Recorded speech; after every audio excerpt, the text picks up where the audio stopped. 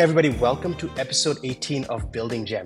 Today we have Michael Grinich, who's the CEO and founder of WorkOS. In this episode, he talks about how to build high quality product and what it actually really means in the practical level.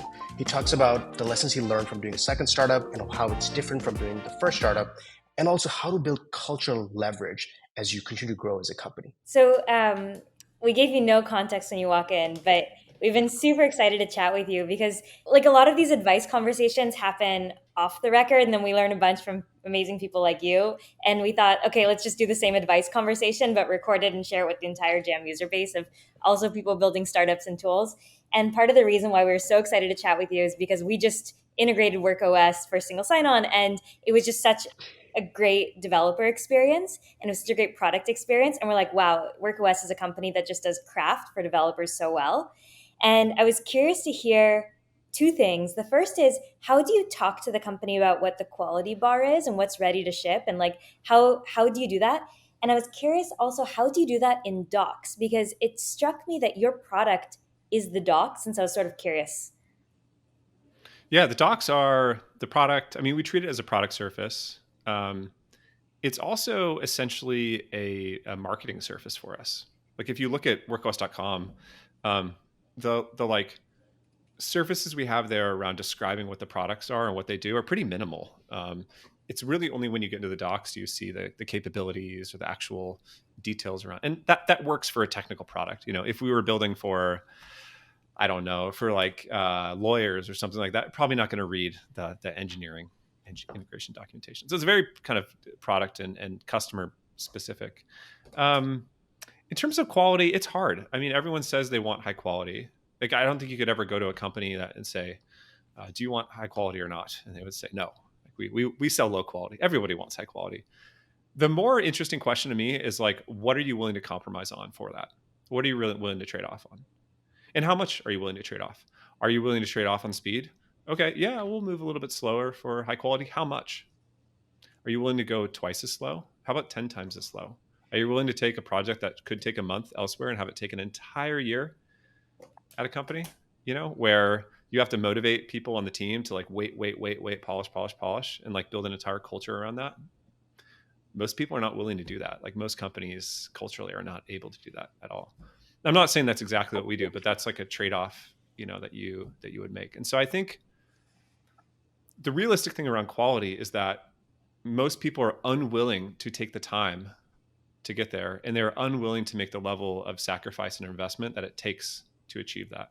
Like we haven't, I mean, I think our stuff is pretty good. We could make it, we try to make it better and better, but I think if people knew the level of like energy and focus and investment and money we put into it, their jaw would drop in order to achieve that. They assume that you can achieve it with less, whether that's like paying people less, having fewer people work on it, you know, or having it be done faster or something like that. So that would be the first thing I would say. It in order to achieve something extraordinary, you actually need to go to extraordinary effort to do it Can you get extraordinarily. really specific? Like, what does that look like in practice? And also, Yeah, I I'm curious, mean, sort of, yeah.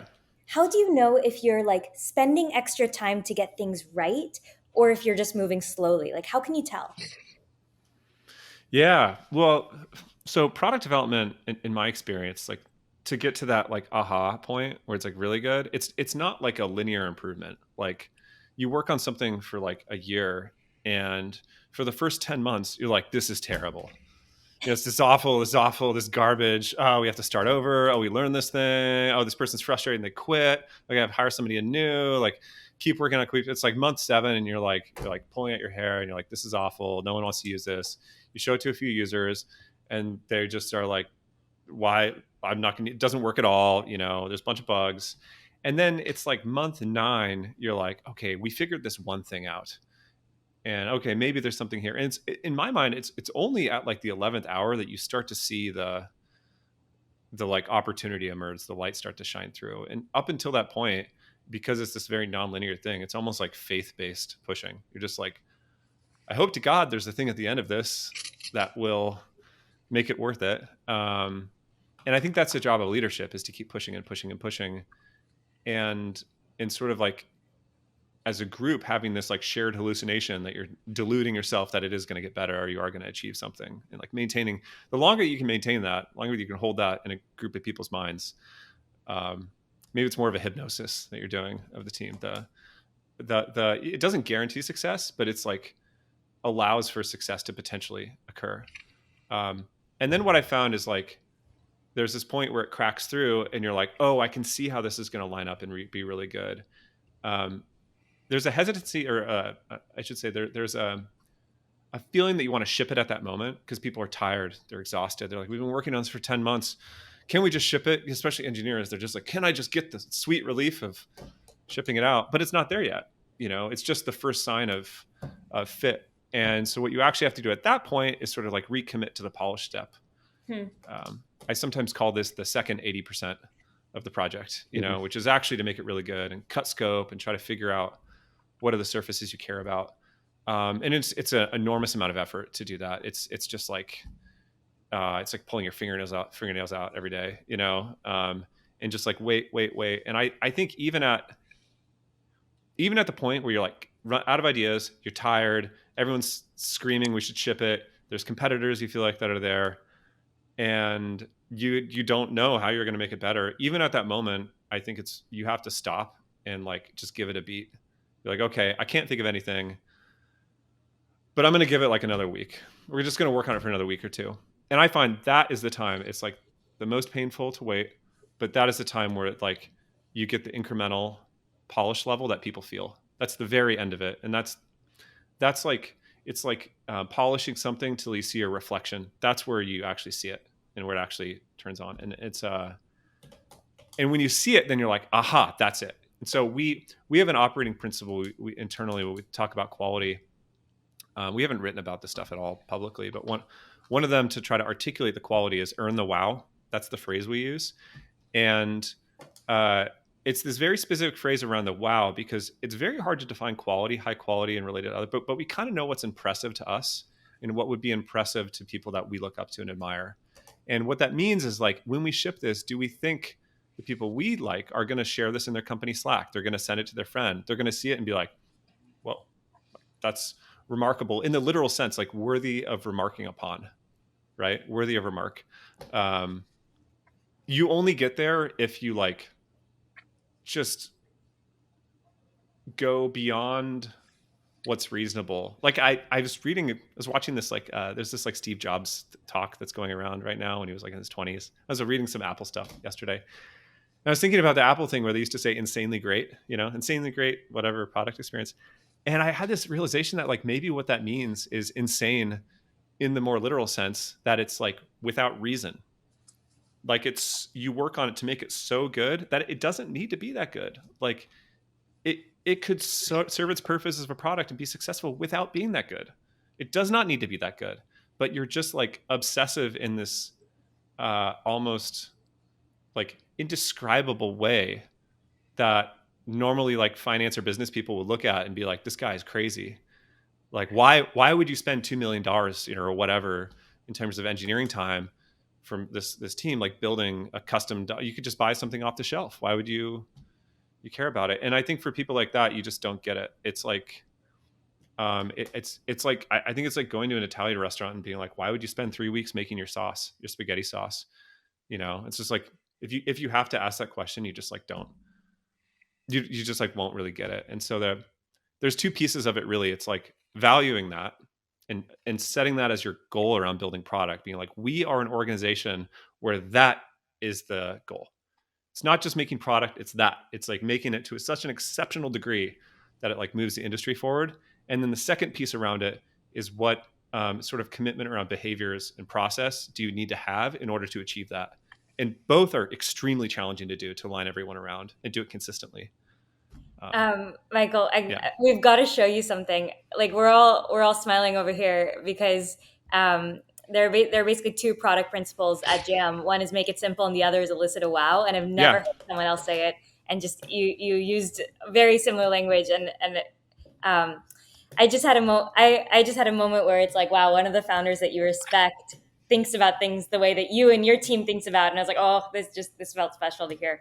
Yeah, and that wow, that like it's intangible in a sense. You can't quantify it, in terms of quality, but it's more nuanced and precise than quality, than just something that's good. Because you could say like quality is an external judgment, or someone that's less sophisticated might think this is good, or I mean, we build software in the category of like enterprise stuff, enterprise IT.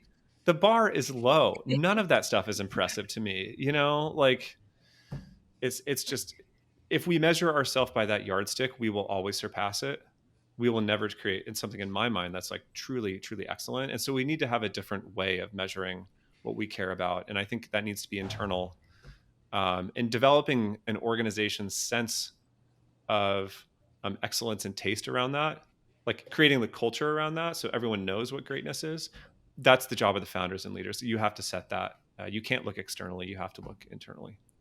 I don't know if this resonates, but I think one of the like growing up parts of being a co-founder is like I think Erditha and I are kind of like finding our words, like finding the words that we can use to describe our way of thinking, to download it in the team's brain so we can all think about these things together. And so we've like one of the words that sort of has been going around my head a lot is sort of like, could we be the anti-DMV, or like being the anti-DMV? And what I mean by that is like, how do you put into words what is a great product experience? And when you go to the DMV, usually exactly the thing that you expect happens. Like, it should be a great experience, but it feels bad. And so and it's because the DMV will never wow you. And so anyway, as you're talking through this, I was thinking about sort of it seems like you have found your words and you have found the way to describe that to the team. And I was curious to hear more about that. Yeah, that's a great question. Words have a lot of importance. I think rituals and language are a big part of organizations. Like, what are the rituals that you consistently do again and again and again? That builds up the culture. And then having shared language to talk about things, like creating symbolic meaning around this purpose or how people make decisions. Culture is kind of all this thing that fits in the cracks, right? It's the ways that people make decisions when there isn't a rule in place, when there isn't like process or policy. And you want to be as flexible as possible. So you don't want to create process or policy for all these things. I've tried to do a lot of this over the last several years at WorkOS. Like the operating principles I mentioned, we have a few of them, and they're essentially stand-ins for what other companies have as values, company values, because they change over time. Like for example, we used to have an operating principle at the very beginning around frugality, right? Like, didn't have that much money at the beginning, don't want to spend it all. Frugality. It's important to be frugal. Later on, I kind of realized frugality, that's just kind of good business practice. And actually, I am willing to spend more to achieve a higher level of excellence, or move faster, or do other, or, hire the best talent possible, right? I'm not going to like lose out on amazing talent just to be cheap. And so that no longer is one of our operating principles. We don't waste money, but it's in service of these other ones. And so being able to have language around that so people can point to it, like if two people are having a disagreement around what you should do or what's important, and you give them the language to like make that decision, like our number one operating principle we talk about is developer love. And it's specifically, it's not just focus on developers or something, it's developer love. Because love is an emotion. It's actually developer joy, is it? Because joy is the emotion around love. Where we want to create this experience for people, and people can raise their hand and sort of, hit the brakes on a project if they say, hey, I think this is going to compromise our focus around, developer joy, or we need to put more into this in order to achieve that. And it's sort of an escape hatch for process inside of companies. So there's a bunch of these that we've written, a handful of them, we talk about as a team. And then there's other things we've talked about in terms of cultural we call them culture pillars, which are more what we look for. And when we hire people, it's like honesty, working hard, stuff like that, kind of like how your mom and dad raised you, kind of. And we've even also written down things around anti-patterns, behaviors that start to emerge and occur that aren't like mean you're a bad person. They're just generally how organizations will trend, that I think end up having like negative consequences or side effects down the line. And so the more that you can sort of be like a librarian for this as a company founder and start to give people language and help them organize their own thoughts, I think that's how you create cultural leverage. How do you like allow other people to be culture carriers rather than you being like, some Leviathan decider or whatever of the culture in the company. You want to embody it in the people so that, when you blink, something doesn't go off the rails. The bar that you have for excellence in terms of quality just seems so strong and so high.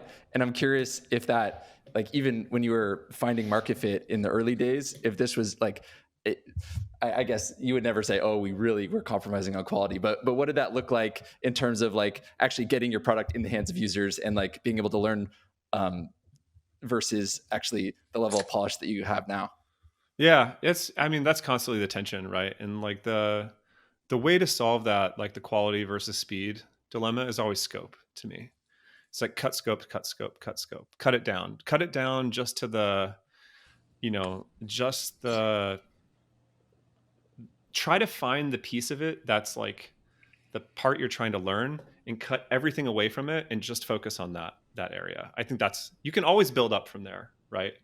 But if you start too big, there's too much noise and you can't really feel it. Like you need it to be really small to be, when the company is small and you don't have that many resources and you don't have that much signal reflecting back. I think that there's things that you shouldn't compromise on in terms of quality at the beginning ever. Like, I'm trying to think of an example. Like brand is one. Brand compounds over a long period of time. Like you don't just like apply a brand eventually. You don't just like hack it together and then brand shows up. If you look at really strong brands, they were strong since the origin of the company. And it's a through line that everything compounds around. It's like it's like the seed that like the pearl gets built, this grain of sand, the pearl gets layered on top of, eventually. But there are other things, like if there's a big vision that you have for the company, sometimes telling the big vision can actually result in people being disappointed because you haven't delivered it yet, or it can distract people from it. So telling a smaller focused vision, while maybe requiring like more humility, is better. Similarly, if you have like a bunch of different pieces of what you want the product to eventually do, trying to narrow it down to like actually one specific edge that you can sharpen and sharpen and sharpen and just tell that story. It allows you to do that. I also think, like, maybe as the last piece around this, if you're just getting started, and you care about craft, or you want to be the type of organization that cares about craft, if you are spread thin, there is no way that you can care about craft. Craft requires focus early on. You can't go to the mega supermarket that has 20,000 items for sale and they're going to have the best salami ever. There's just no way. There's no way, right? Because it's diluted across everything. You'll be able to go there and get everything that you need, out of the gate, but you're not going to be able to get the person that's like obsessed around this one specific thing that spent the last 10 years curing meat or whatever. You have to craft comes from specialization. And so willingness to specialize and go small and go focused, and the sort of like humility to be able to do that, even if you have a big vision, those things correlate together. But it's hard. The difference between Gem not having product market fit and the iteration that we did to get to product market fit is we changed our internal team motto to small scope, high quality. Yeah. Just cut it down.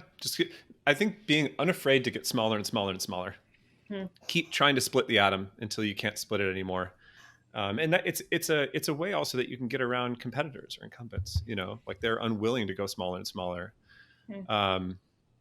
I once, talked to I talked to this like product team at Google, but before starting WorkOS, I was like kind of interviewing some places, and I had a week where I fantasized about working at Google. This brief moment.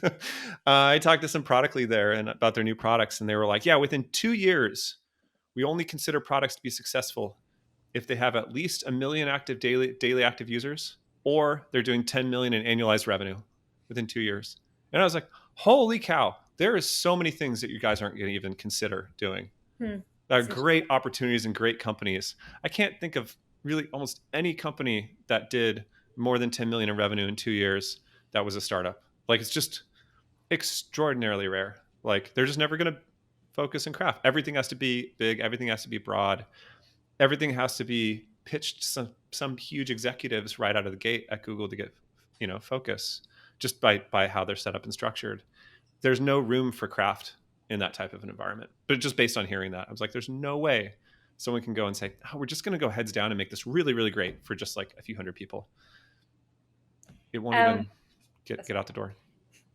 We're at 5 minutes, and I'm like dying to know about craft and docs. Michael, who writes the docs at WorkOS? How do you voice to the team what is good enough to ship? What does quality mean for docs? Like, how? Yeah, your product is docs. How does that work tactically? Yeah, there's no docs team really. There's no single docs author. We all write the docs. The WorkOS docs have been written by, gosh, now like probably over 100 people have worked at WorkOS throughout, because we have some people who have left and started other companies or done other things the last 6 years. Is it like the PM of the feature, or the engineer? Like when something is shipping, who Yeah. writes it? Do you review it before it goes out? Yeah. I read docs. Engineers write the docs. Our support team pushes updates to the docs because they're talking to customers all the time. So small changes or small things that they find that are essentially like edge cases or bugs. Our product is actually like changing extremely rapidly. We are very, very careful in terms of like API design, not to break things or change things for people, but we very heavily use like feature flags and make small changes here and there with customers. So there's a lot of stuff that goes into it. But I think at the end of the day, like anything, making something like the docs really great is not just about me overwatching it and saying, I have to review every change. I have to look at every line of it. It's to talk about why it's important. What does that mean for us as a company and our customers? Why do we care about it? So that other people can feel that ownership and why. So as they're writing it, they're not just saying like, I'm making this really good for Michael. I don't want them doing that. I want them making it really great because they feel that pride of what we're delivering to our customers. The why is super important. Are there words that you use specifically to quantify what are good docs, or like what a good voice is when you write for docs? Like in product, it's so easy. There's a design system. It's like, or like you can say like it should be simple. But in written, what are the words you use with the team? Yeah, I mean, that's really hard. I haven't figured that out yet. We have some internal guidelines that we've written, a couple internal, pages where we say like, this is good writing, this is not good writing. A lot of it's kind of more on the marketing speak, being clear, direct, no fluff, kind of things that developers like. But really good copywriting. So docs, I think, are one thing. Copywriting is a little bit different. So good docs is like clear to the point. We try to think about it in terms of writing for like your smartest friend. Our users end up being like really smart people. They're not junior developers. They're not getting started developers. They're like staff level engineers. They just have never done SSO before. So we actually try to write kind of upwards to them in a way. But voice and tone is very different. Like in the docs, the voice and tone is pretty neutral. There's very little there. But that doesn't work as well for brand and for copywriting. And I think copy, like headlines and stuff on the website, is totally different. And I actually end up writing a lot of this stuff, and I will spend tweets and stuff from the company, and I will spend like an hour writing like 2 sentences and writing it and rewriting it and rewriting it and rewriting it and rewriting it, and like to get like 7 words or something like that. And it's the same thing I was saying earlier in terms of it taking, at month 10, you're pulling your hair out and the product's not working. It's not month 10. It might be, minute 55, but it's just this excruciating struggle the whole time. You force yourself through it. And then at the end it clicks and it starts to like appear. And I think, to me, really good copywriting, when you read it, it has a harmony to it. Like I grew up playing music and I always can feel it like singing in my mind. That's for me. It like has this kind of like this color and this like, it's like sterling, it kind of like has some it's even hard to put it into words. It has this characteristic where it feels like resonant and really light. And it's like sentence structure and how stuff feels kind of bouncy and the way it flows. The best people in the world that have done this is Apple's copywriting. Like when I just study their marketing pages, like I just read it because it feels like poetry. It just bounces. And they actually don't even write it. They hire copywriters. They're just really, really good writers that they bring in. And so that's a different thing. We don't do that in the docs. It's not like writing poetry. It's just get your job done. But I'm probably more than anything, the thing I care about is actually really good written stuff. Yes. And when you get it right, it's just beautiful. This was amazing. Michael, thank you so much. Happy to chat anytime. I'll let you guys go.